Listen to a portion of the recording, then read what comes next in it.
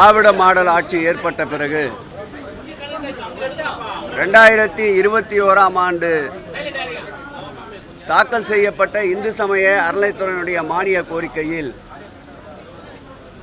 10 கல்லூரிகள் திருக்கோயில்களின் சார்பில் கட்டப்படும் என்று திராவிட மாடல் ஆட்சியினுடைய நாயகன் எங்கள் உயிரினும் மேலான முத்துவேல் கருணாநிதி ஸ்டாலின் அவர்கள் வழிகாட்டுதலோடு அறிவிக்கப்பட்ட அந்த அறிவிப்பில் 4 கலைக்கல்லூரிகள்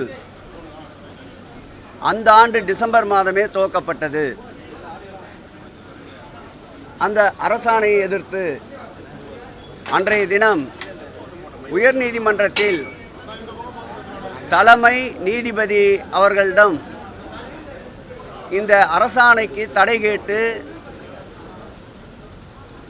உயர்நீதிமன்றம் சென்ற நிலையில் அவர்கள் தடை ஆணைக்கு முன்பாகவே சென்னை கொளத்தூரிலேயும் திருச்செந்தூர் திருக்கோயில் சார்பிலேயும் அர்த்தநாரீஸ்வரர் திருக்கோயில் சார்பிலேயும் பழனி தண்டாயுதபாணி திருக்கோயில் சார்பிலேயும் 4 கல்லூரிகளும் வாடகை கட்டிடத்தில் துவங்கப்பட்டது. நீதிமன்றத்தில் முறையாக அன்றைய தினம் அரசினுடைய தலைமை வழக்கறிஞர் சண்முக சுந்தரம் அவர்கள் வாதத்தை அடுத்து 4 கல்லூரிகளுக்கும் தடை இல்லை, இனி மேற்கொண்டு கல்லூரிகள் கட்டப்படுமானால் அறிவித்த அறிவிப்பிலே இருக்கின்ற 6 கல்லூரிகள் கட்டுவதற்கு நீதிமன்றத்தை உத்தரவை பெற்று கட்ட வேண்டும் என்று நீதிமன்றம் தீர்ப்பளித்தது.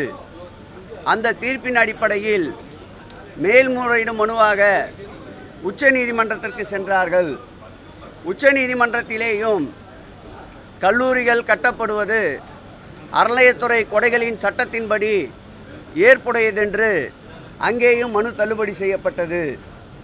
ஏற்கனவே உயர்நீதிமன்றத்தில் தள்ளுபடி செய்யப்பட்ட மனுவின் அடிப்படையில் அவர்கள் மீண்டும் இந்த கல்லூரிகள் கட்டுவதற்குண்டான வழிகாட்டு நெறிமுறைகள் பின்பற்றப்படவில்லை என்று ஒரு வழக்கை பதிவு செய்திருந்தார்கள்.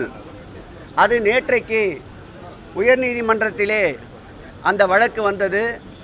அந்த வழக்கின் அடிப்படையில் உயர்நீதிமன்றத்தின் சிறப்பு அமர்வு மாண்புமை பொருந்திய நீதியரசர் ஜெயச்சந்திரன் அவர்கள் தலைமையிலே இருக்கின்ற அந்த பெஞ்சிலே கல்லூரிகள் கட்டப்பட்டது நியாயம்தான், முறையானதுதான், அறநிலையத்துறை என்பது அரைக்கோடைகளின் சட்டப்படி அந்த கல்லூரி கட்டப்பட்டது நியாயம் என்ற ஒரு தீர்ப்பை, வரலாற்று சிறப்புமிக்க தீர்ப்பை, திராவிட மாடல் ஆட்சியினுடைய நாயகன் அவருடைய திட்டத்தை நேற்றைக்கு உயர்நீதிமன்றம் ஏற்றுக்கொண்ட மகிழ்ச்சியை தான் இன்றைக்கு உங்களோடு பகிர்ந்து கொண்டிருக்கின்றோம்.